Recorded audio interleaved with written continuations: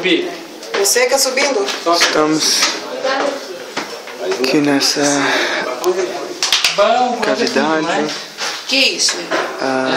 Foi todo uns dutos subterrâneos na picareta, abertos na picareta, para buscar água para dentro da cidade de Davi.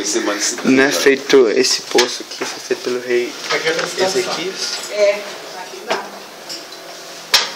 Como se fosse uma cisterna para buscar água para dentro da cidade sem necessariamente sair da cidade em tempo de guerra, né? Então nós estamos aqui já uma parte subida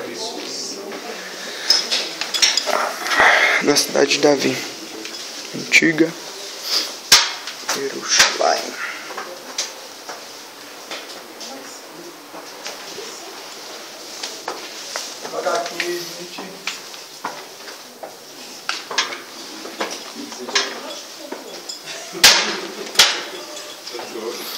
Em que eles ficavam puxando água.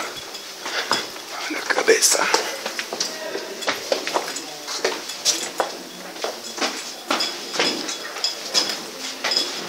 Segura, peão. Escorregadio. Que a água saindo da rocha mesmo.